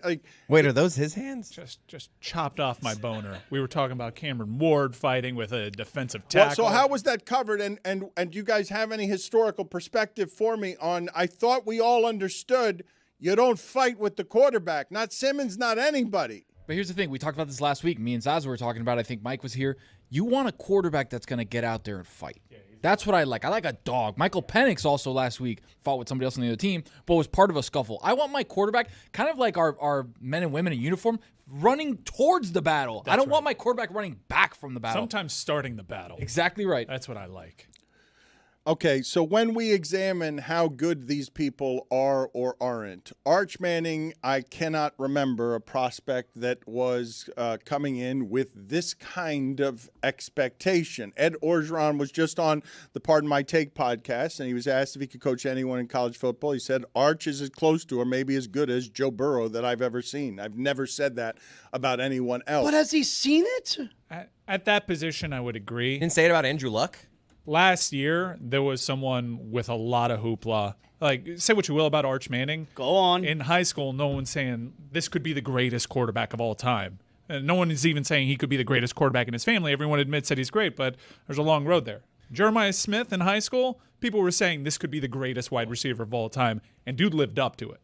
To the Joe Burrow point, like, you didn't really know Joe Burrow until he burst on the scene, right? Like, he played at Ohio State. He had to leave. Like, he didn't really have a college resume either, and then he won the Heisman. But the Joe Burrow examination to me, as someone who can have some difficulty accurately telling you who's going to be good at the position, the thing that became confusing to me about Joe Burrow is he was surrounded by the best roster I've ever seen. So I'd already seen that once with Ken Dorsey. Ken Dorsey was not a professional quarterback. He was made to look like a very cool, great college quarterback because all over the place he had advantages that no other team in the sport had. Orgeron's Burrow team was so good, the best I've ever seen. That's the best football team I've ever seen. I couldn't separate, well, is Joe Burrow that good or are they making that game that easy for him? And then he gets to the pros and he also makes it look that easy. With one of the same receivers. But, yeah, Joe Burrow, very clearly great. I can't watch old Ken Dorsey games. It's so bad, Dan. It ruins my childhood. Dude. Doesn't hold up? It is so much worse than you think. It's not what I remember at all. We were saying, throwing a medicine ball back there. Anytime it's on at the sandbar, I'm like, yikes. Can't watch this. Really? It Ken just ruins Dorsey it for had me. no arm. It was not a professional arm. Stephen Morris had a much better arm. Ken Boner's Dorsey back. was throwing a shot Chooch. put to Clinton Portis and Willis McGahee and Andre Johnson. Big old vascular Jeremy one right now. Shockey. Like, it's all first-round picks at every position. And your quarterback is just throwing a small medicine ball in a 7-yard out. It looks so heavy. Andre Johnson is open by 17 yards. You really want to get me excited? Talk about this quarterback we got right now. Real good. All Better right. fall camp. All right, so wait a minute. So you're doing Carson Beck. You're now going to do Carson. He just said better fall camp than Cam. Okay, so wait a minute. Yes. Hold on. Oh, wait. This is where the guy that didn't go to fall camp either year tells me that I'm wrong. The only reason I'm going to ask you to hold on is because while I voted for Cam Ward for the Heisman last year, in my experience, only Vinny Testaverde in the history of that position at the University of Miami, not even Jim Kelly, only Vinny Testaverde at that position in my history had I looked at and said, oh, my God, that team is only good because that guy is a professional talent. Now, obviously, Vinny Testaverde had a bunch of talent around him, but I don't know. Like, Cam Ward had some, but that team was good because Cam Ward was obviously a professional player. It's something I've never seen at the position at the University of Miami, not even with Vinny Testaverde, not even with Vinny, who had a professional skill set and was number one. 100% agreed, Dan. I think he's the best player that Miami's had in their program since Sean Taylor. And it was recognizable to me, and this is not something I've experienced very much either. 36 years watching in this market University of Miami football.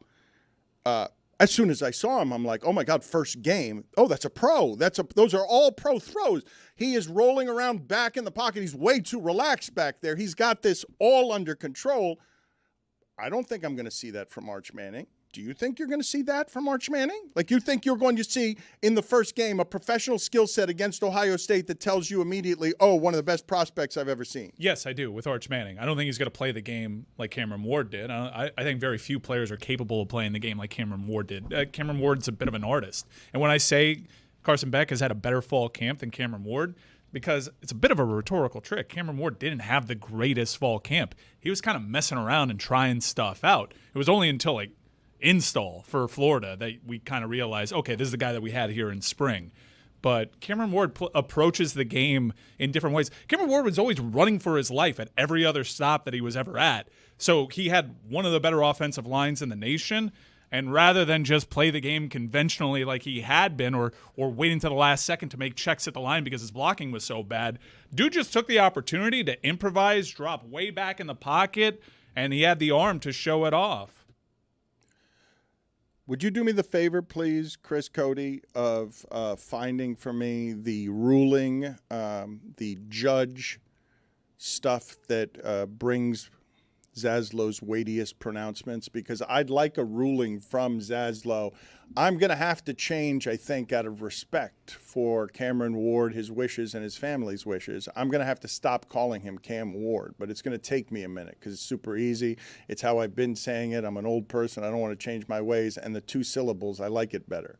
Cam Ward, they're inconveniencing me with changing his name on me when I've gotten used to it as Cam Ward. And so I'd like a ruling from Zaslow as a judge on how long I'm allowed to get this wrong, because I don't want to be disrespectful. If he wants to, if his mama calls him Cameron, I'm going to call him Cameron. That's literally what happened. And so I've got to do that, I think, but I'm not sure. And how long before I start getting penalized for it, because I'm being disrespectful if I don't make the change because he wants me to. But I had trouble, like Mark Super Duper, when he wanted to change his name to Super Duper, it took me a minute. Ocho Cinco, when he did that professionally, it took me a minute. I don't get there right away. I've been calling him Cam Ward. So, Zaslow, can I get a ruling here, please? All rise. The Honorable Jonathan Zaslow now presiding with prejudice. So the question at hand is, are you to be penalized for not calling him Cameron Ward? Yes. Okay. He's been called Cam Ward his entire collegiate career. He gets drafted number 1 overall by the Titans. Now he wants to be called a whole new name, Cameron Ward. My ruling: there will be no penalty for continuing to call him Cam Ward. Forgivable. With prejudice. Forgiven. Okay. Because like you said there, all right, there have been other players who then changed their name. Ocho Cinco, even Giancarlo Stanton. But that was after they were established stars. Cam Ward does not get to change his name when he hasn't even played a game yet. No. How many games does he have to play before he can change his name? He could play as many games as he wants, but if he sucks, you're not changing your name. He has to be good. You got to prove something if I'm going to acknowledge a name change. Really? Yeah, like you remember when Henry Walker was playing for the Heat and all of a sudden he wanted to be called Bill? Nah, player, you're Henry Walker. And I never called him Bill. So the answer is you will not be penalized. I don't remember that, actually. Thank you for remembering it as a two-time champion broadcaster. I think he has it switched. I think his name was Bill Walker, and he wanted to be called Henry. That's exactly the point. And we were like, wait a second, you're Bill. Exactly the point. He hit a game winner against the Magic, and I was like, you can be called whatever you want now. Not on my court. William Henry Walker, previously known as Bill Walker, then became Henry You Walker. know what? I'm not understanding this path. I don't understand this whole path. You just brought up one of the most obscure memories in the history of South Florida, and it's one of the most wonderful as well, where Henry insisted on being called Bill, and this is just half hour from Jeremy reporting and Chris reporting that we have our first Bob in Major League Baseball 15 years. in 15 years. I don't remember this controversy. It's a wonderful controversy. We should get Henry on and ask him if he's Bill. I'll call him Henry right to his face. You Henry, player. You remember that game winner, though? I do. That was electric. It's cool. I was like, Big yeah, comeback. Henry. That was awesome. How do you feel about like Steve Smith, who then wanted to be known as Steve Smith Sr.? Yeah. Nah. Oh. Nah. Prejudice. Randy Scott's mustache on SportsCenter is totally ridiculous. He is being somebody. What are you shaking your head no about? Our friend Randy Scott. It draws attention. I love Randy. Randy Scott loves you guys, by the way. He's a great guy. A great guy. I still text with him. Same. You're still holding on to that. That's all right. You're a legacy cast member. You're entitled to think he sucks and want him fired. The mustache is drawing attention to the obvious hair dye situation that we have here going on. Which he admits to. He doesn't hide that. Yeah, but the shade. Let's go medium brown. Medium brown is fine. Pops, like the mustache makes it pop more. I'm with Mike on this. Okay, I believe that you guys are not getting Randy Scott's sense of humor here. I believe Randy Scott is looking funny on television and making fun of himself and what he does for a living with a real comedian's grace. Nah, he's a dum-dum. He's not that aware. And I also believe, though, that when he offered up the vulnerability on SportsCenter that he takes a nap immediately after cutting his own lawn, it is one of the most disgusting things I've ever heard. What, without washing? No, without. That's the whole thing. Yes, no, taking a nap after cutting your lawn, I understand being that tired. Not showering after cutting your lawn. It's got like the blades of grass all over him? Yeah, he's taking a nap after that. That's crazy talk. It is crazy that he mows his own lawn. Randy and Gary Streisky are the best duo doing sports. I agree 100%. It's just a damn shame he decided to go the same shade as Marco Rubio.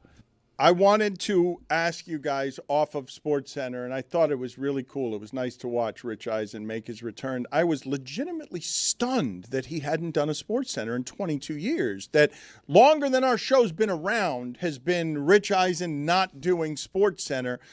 That time period confused me. Well, you would have thought he would have made a guest appearance at some point? Is that why? I did not think that Rich Eisen had left ESPN 23 years ago. That time went by very quickly. Our show has not existed long enough to encapsulate that time. So I was just stunned that his return to SportsCenter had taken 23 years. He never expected it, obviously. But it got me to thinking, SportsCenter has been that franchise's signature content epicenter forever. It's the most important thing there. It is their jewel of how it is that they connect with their public. It has been protected. It is a wonderful jewel, one of the most enduring things there's ever been in the history of sports or entertainment. But we don't need highlights anymore that way. And so you've got Scott Van Pelt over here, and it's hard to make a noise with your anchor because people aren't really gathered around the television to watch television sports highlights anymore. But Eisen and Scott Van Pelt have a genuine audience connection somewhere in the place where Corso has it, where it makes your corporation stronger because the people inside of the community are people who take their audience with them and have an audience that cares about the totality of their personality. And so it's really cool to see SportsCenter morph into something that needs individuals more than the individuals need SportsCenter, because it seems to me that right now it's pretty disposable outside of a couple of people there, right? All the anchors are interchangeable. They're professionals, but that's sort of an outdated way of doing media business. I thought of this the other day. You guys got all excited on the local radio stuff when we were talking about it. I saw just an announcement that G-Money was headed back to evenings on Y100. And I'm like, what does that mean? Glenn Rice is doing evenings? I didn't even know he was doing radio. I'm like, what does that mean that Y100 still has evenings in the middle of the night? What happened to Michael Yo? He's doing Kane's content now. Really? I saw him, yeah, he's doing something with Dono. How's Mama Yo doing? I don't know. Oh. Where's Elvis Duran? Still national, I Yeah. think. Froggy, though, somehow has joined the national show remotely on Y100. It's weird. You want to do local radio talk, I'm your guy. Here we go. You know Power 96 is now throwbacks. They're throwback jams. It's just the same catalog of songs. They still do just the Power never Hour, grew. though, right? And I don't think so. saw Like the there are mid- no more DJs? You saw the midday shakeup on Evie's Y100? still there, don't worry. Like Gringa Mas Latina. Yeah. K. Marie switched over to English language, now doing middays over at Y100. Highlight owner. I saw that. Yeah, she's one of your rivals. Hey, speaking of highlight, wasn't your draft the other day? We're feeling good about it. Mike, We fist feel- me. I'll fist you right now. Yeah. Yeah. Missed this, Dan? Look, we brought back Bueno. We got him in the draft. Iñaki and Manu, you know that they were frozen. But check this out. We had a tough decision to make. Do we go Aratz or Unda? What would you do, Dan? We took the Unda. Solely based off of marketing because we want to play the Unda-Teka. Or bell. take the Unda. Yeah. Take we the want to Unda. call tonight you have to face the Unda-Teka player. We also have Stan, who we made fun of last year. Hey, we have Sam. I don't think he's so thrilled about being a backcourter, but Stan's there. But Billy, you've been critical, Billy. Manu, I'm telling you, we've been doing this song and dance with Manu for a few years now. Bunch of different drafts. You can always tell by the look in Manu's eye how he feels about the team. The last few, he's been not happy. This one, he likes our squad. He likes our squad. I'm telling you. Hyro. We're back. And this is actually the last season at Magic City. So we started Magic City. We're shutting it down? Bigger things. Bigger pastures. capacity. Like Highmark Stadium. So we were the first season at Magic City. We won. Guess what we're going to do? Bookend it. Oh, yeah. Bookend it. You excited? Where's it going next year? Can't wait to spend my 40th birthday there. Have you guys considered the idea of just like changing Manu's name to Henry or Bill to make it something that can reach more people locally? Not in my courtroom.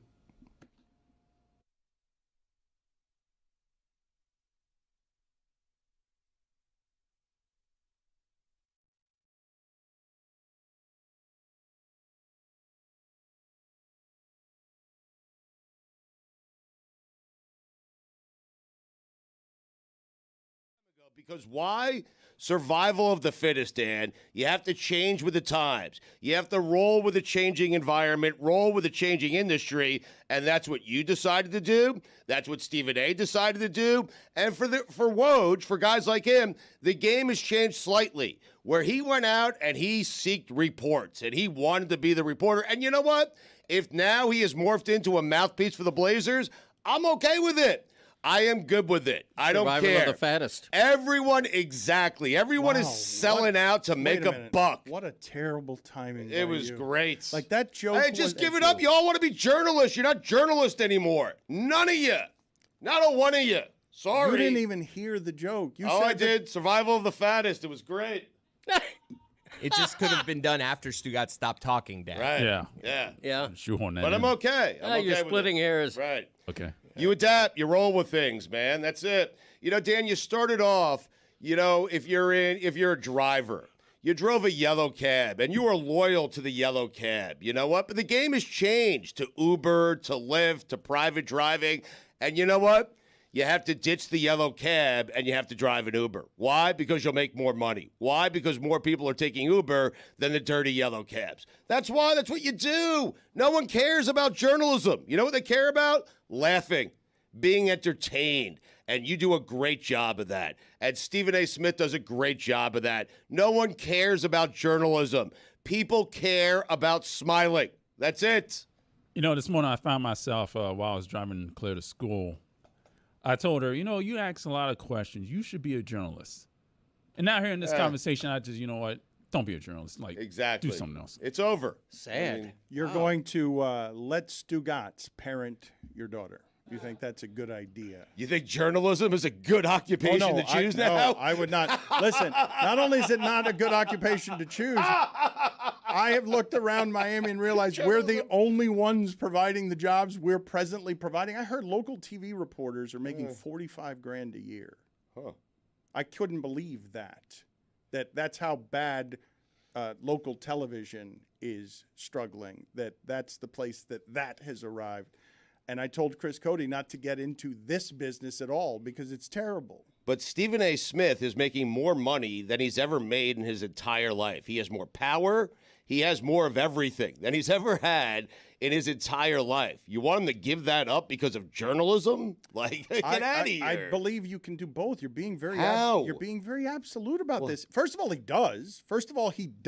He does Right. reporting, does journalism. He is very credible. When he gives information, it's not like Skip Bayless giving information. There is a difference. Skip Bayless also allegedly a journalist, but he's been contaminated by this thing and distorted by it in ways that are even more poisonous because he doesn't do any reporting anymore. Like, he doesn't talk to people in a way that's informed. Stephen A. actually goes to things, has relationships, and certainly when he's talking about basketball, if Stephen A. gives you information that's not opinion, you trust that it's informed. No doubt. But every time he does that show, Dan, every single episode, his journalistic integrity, it shreds away. Little by little, piece by piece, it just does. He is doing a debate show debating the most ridiculous topics in the history of sports. Like, it has to affect your credibility. Stugotz, it has happened.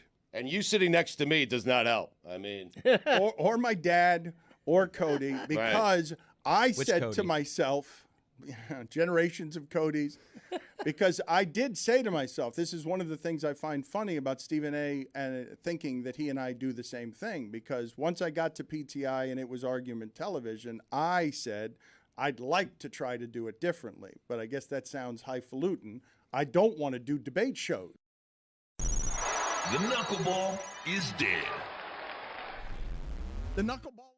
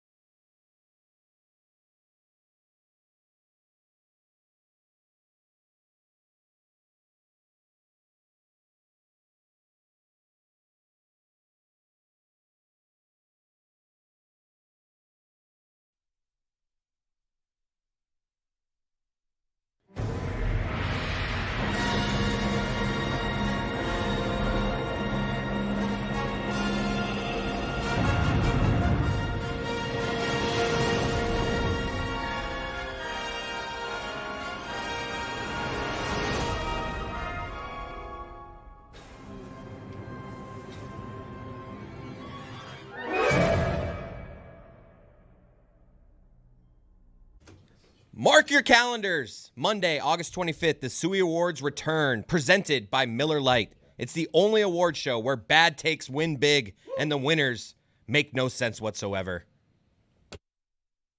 I was howling with laughter listening to our voice. Have we announced who the voice of this year's Suey's is? I mean, it's the same host as last few years. Okay, you sound really excited about that. No, I am. I'm just completely total indifference. You made it. You almost built it up like it's some big announcement. It's my dad. That's Okay. a big announcement, and you should be excited about this year's Suey's. We've had an assortment of very famous voices, and it's a nice distinction that has been given over to your father that you should honor with more respect than you presently show. Chris, is this because he ranks last among the fame of the voices? Well, I think Dan's thinking of the Looks Like, who we've had a lot of voices do. The Sueys have just been Poppy and my dad. I also think, though, that your disrespect for your father is profound, and you don't appreciate what I was appreciating yesterday. It was funny. Which is he kept messing things up. He'd get mad at himself, and he reminded me of a number of wonderful memories that I'd forgotten about over the last year because consistently the Sueys are among the best things that we do. And Greg's voice, he was tired yesterday. He was doing a lot. That's a big lift, but he's honored to be a part of it. And There was an opening number Like, I don't want to give too many spoilers away, but on Monday, you want to tune in. So he's doing like a Billy Crystal kind of deal? There's I don't want to give any spoilers, but just tune in Monday at the start of the Sueys. There's going to be an opening number, some would say.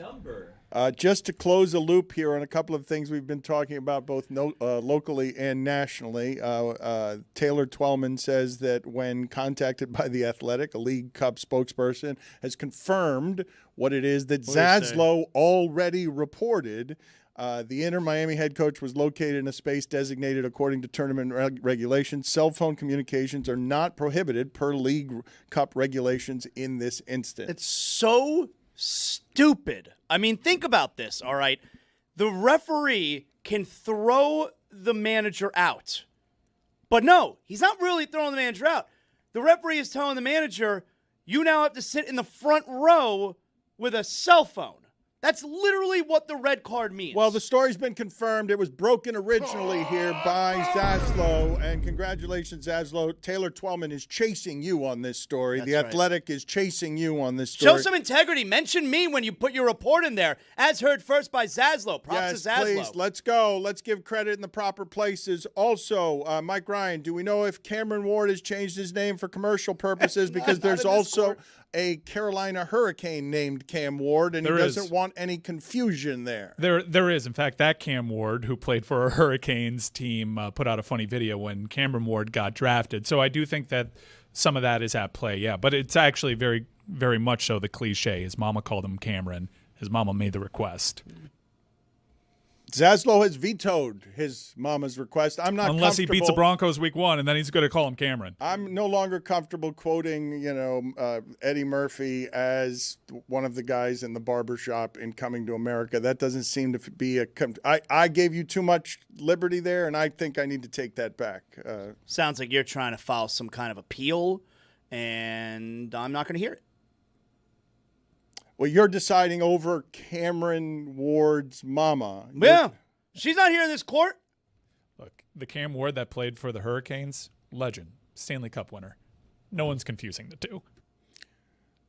But the change is being made just because an adult has wanted to change his name or back to what it was originally, or because it's a marketing opportunity and you need to separate these two people because the Google searches have to produce just one of them. So the initial request that came from the family for award season was because it was important to the family. But I think you have to be naive to not highlight the Cam Newton and Cam Ward stuff. Enough of the changing names. When I was mentioning the Rich Eisen thing to you guys before and nostalgia in general that is being partaken in this Cowboys documentary that we're going to talk about with Jeff Pearlman here in a little bit, because the Cowboys documentary on Netflix has a whole lot. Oh, we're talking to Jeff Pearlman. Gotcha. I thought it was Ron Perlman. I was like, dude, I want to talk to you about the UFC voiceovers. Sons of Anarchy. Come on. I thought it was Ron Perlman. I got a picture with that guy at a Radio Row. Hell yeah. That's the guy with the face, right? Yeah. Yeah. Bellboy. It's not a face, it's a square head, right? It's a face. It's chiseled. The face is chiseled. Beauty and the Beast, right? Beauty and the Beast. There's two guys you say that about. It's that guy and the guy from Sum 41. Jeff's cool too. So not Ron. Okay, gotcha. God, that would have been awesome if you just asked him. But Bill Henry, that was back on February 25th, 2015. If you're remembering back the Henry Walker game, it was 2 threes in the final 22 seconds in his 5th day of a 10-day contract to tie the game at 84 to go to overtime. Make me with call him Bill. Alfred Payton's magic. Make me call him Bill. Can you, Tony, can you just do the same prep that you did For Jeff? Yeah. Can you just ask Jeff the questions you're going to ask Ron? Yeah, for sure. Okay. Dan, is that cool? Yes. Okay. Let's I don't want. I know you like the journalism, and he writes a lot of books. It'll here. be a funny game. No, I'm Thank looking at you, his. I his appreciate thing you here. articulating my legacy. He's that written way. 17 books, and Yes. okay, great, cool. Jeez. Does he do UFC voiceovers though? I don't know. 17 books. What do you have to say?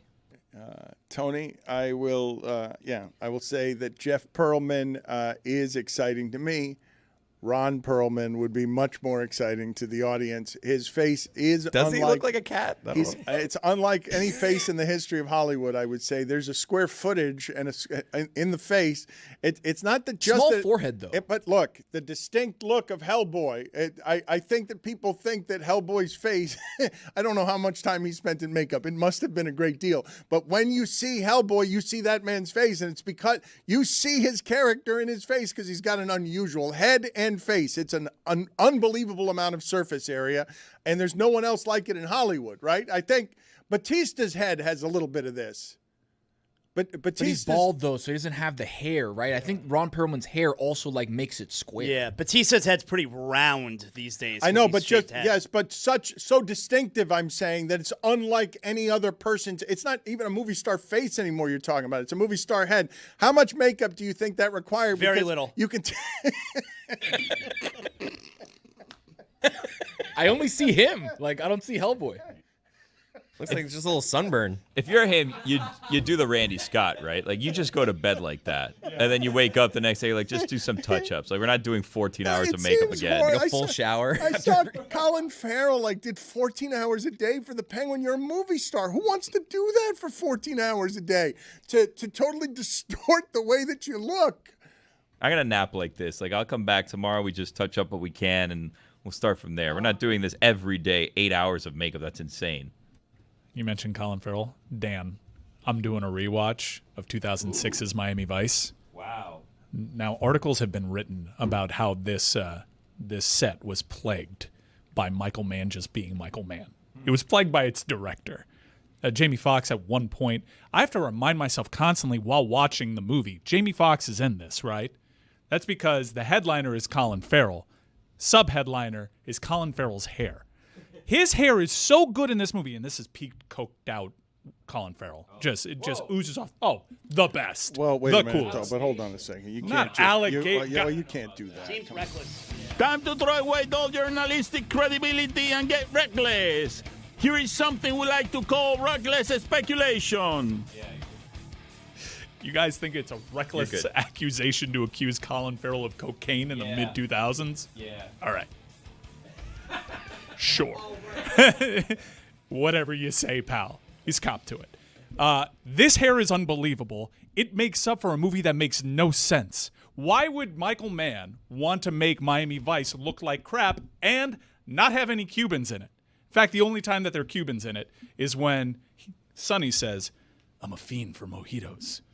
And the Chinese lady's like, I know where we can get one. And it's Havana, Cuba. Wow. He didn't bring a change of clothes. He's just in his suit. They go, they bang. Weird sex scenes in the director's cut. It's not even passionate. Music, it's early 2000s alt rock, that dip. After new metal, where do we go? Let's just bring on Non-Point. It doesn't make any sense. It's not even a Miami Vice movie. They just slapped on Miami Vice because this is a movie that Michael Mann wanted to make. All right, Mike. But the hair? I don't know if you ever got to Eddington, and I don't know if you have Mike's movie reviews. You wanted to do Heat. I don't know why it is that all of a sudden we're doing 2006 Michael Mann Miami Vice movie reviews. Have you watched Eddington yet? It's available for digital renting now. Nah, I gotta wait till it's free streaming. I pay too much, man. I saw Eddington for the second time. We all covered. I don't know if you were here, Dan. I thought someone was going to shoot me in my movie theater when I saw Eddington the first time. Mike had a very scary movie theater experience. Yeah, a dude walked in with a suitcase, and he was making noises the entire. He walked in the middle of the screening. And you stayed? Got up. No, the entire theater was just paralyzed by fear. There's not a lot of exits, right? I mean, no, he was blocking the exit, and then when he left, he also left in the middle of it. He did like a full circle around his seat, which was a standalone seat, and he grabbed his suitcase, and the wheels were squeaking. I missed the entire Austin Butler monologue, which I caught on second viewing. Eddington, great film of the year so far. Did it end up just being someone, though, who came straight from the airport to the movie theater, and they just had a suitcase? They just had luggage I don't think with people them? do that. He had overalls, and a fisherman cap. It looked like, is this a marketing stunt? What is happening? And you were right able now? to tell everyone in the theater was worried. He was coughing the entire time, and it's a movie about COVID, so I thought this was a marketing stunt to terrify me. Anyways, second viewing though, at Joaquin Phoenix can act. He is pretty good, and he's also terrible in every appearance being interviewed that I've ever seen of him. He's one of the strangest actors we've ever had, and that's keeping company with Daniel Day-Lewis. You're not going to believe this. Pedro Pascal's in it. A real stunner. Pedro Pascal is having the giant summer of, I guess it's longer than a summer now, right? In terms of a star turn, he's got what he's gotten over the last 18 months, where I'm seeing him on the movie poster for Gladiator with Denzel. I'm like, okay, he was in that. This is a climb. This is a climb to a place that I was not expecting movie stars to be able to do this. I thought we'd stop doing that with movie stars. Audiences love zaddies, and he is a bona fide zaddy. You guys mentioned Andrew Luck earlier, and I wanted to ask you guys a question to see if it's one of the things that's happening with Arch Manning. A reminder that Jeff Pearlman, not Ron Perlman, will be on with us in a little bit. Stephen A. Smith will be on with us as well later in the show. Look, you guys are delighted. The You idea, could be listening to this. No, but tell me what happened, because the delight that you guys had in Tony discovering 2 hours into our show that he thought we were going to be talking to Ron Perlman, and It was just instead an we were honest, talking to Jeff Pearlman. It was just an honest, like, what? Oh, man. Were you preparing questions for Yeah. I was Ron like, Perlman? when the UFC reaches out to you, like, do you read the script? Do you have any notes for the script? Like, you voice them so well. Do you have any input? It's a better interview. Thank you. You wait till we do. Jeff could be fine. Yeah, we're going to crush him. No, Jeff. for sure. I just thought it was Ron. Jeff could be fine, but He's you guys been on a couple times. We'll go after Ron. You guys all want to talk about Ron, though. You The guys, makeup, does he take it off? Does he not? I'll ask. That'll be my first question to Jeff. I wanted to take you back to the conversation that we were having about sports media members who have a relationship with their audiences, and what I was saying about Rich Eisen. And you saw what CBS is doing in week 3. We're always making fun around here about how CBS does not know how to keep up with the young people. It's always Murder, She Wrote, and it's always some sort of program for 60 and 70-year-olds. CSI, #1 show in America. I've never met a person who said, hey, do you see this week's CSI?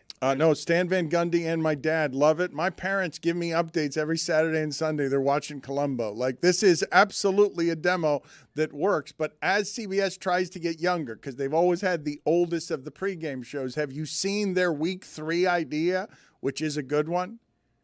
Has anyone heard what their week 3 idea is on how CBS is going to compete with the other morning shows? I don't know how Fox is going to be impacted by Jimmy Johnson no longer being there, but these television entities have been together for a long time, bringing you football. They're the same people that are bringing you football largely every week with a few rotating cast members, but CBS has tried. They've gone through Shannon Sharp. They've gone through Dan Marino. They've gone through Tony Gonzalez. They're trying to get younger over there. So how are they doing it in week 3? Brent Musburger. They are bringing back the original show that they did a million years ago, and the way to do it is add Jimmy the Greek. Now you got me. If you add Jimmy the Greek, now I really want to watch. I don't know if Jimmy the Greek is still with us, though. Died on April 21st, 1996. I was going to say, there's no way, right? Are you guys interested in a recreation? Tony, do you even know what we're talking about? Just ignore it. We got 3 minutes to go. Yeah, I remember seeing some sort of 30 for 30, and Jimmy the Greek was like one of their, one of the main things. I don't remember exactly which one it was. So what do you know about Jimmy the Greek? Was he Greek? I don't know if he was even Greek, right? He's was he the Greek. Thank you for asking Tony this. No, but he was like basically like a handicapper. The reason that I bring it The up. first one on TV ever, right? Yes, that is correct. But do you know anything else about Jimmy the Greek? That kind of thing. Okay, good. So the history eludes you. Jimmy the Greek got fired because he made some sort of comments that mentioned why it is the black athlete was better than the white athlete, and he brought up the points of slavery and some other things. And then again, he was disgraced. I don't know. Yeah, I don't know. He also changed his name. He was born Demetrios Georgios Synodinos and changed it to James George Snyder Sr. You gonna call him James? This is how we roll around here, baby. Jeremy Tachey's pitch clock toward the end of the show. Stephen A. Smith is going to be with us before Ron that. Perlman. Ron Perlman is not going to be on with us. We're efforting. Tony, is there someone else you wish Stephen A. Smith were? No, Stephen A. Smith. No, absolutely not. The GOAT. Mike, I want you to sit back there, and I want you to control everything that's happening here, and I want you to just get us as quickly as you can to Jeff Pearlman, who is not Ron Perlman. Can you get us there as we crawl on our knees toward the end of this segment? You know what? Let's go now. Jeff's ready. Billy, do you have anything? You seem to be delighted. Did you trip a wire? Well, no, because what's going on here is they're investigating this one. We didn't get this as a false. This might be the big one, guys. Okay, so this is the big This one. might be it. They said we're investigating this one. You know what? Let's go to break. There is. Okay, they're talking in English and Spanish. We have not heard that before. No, this is new. What are they investigating? Let's find out offline. Let's find out off air, shall we?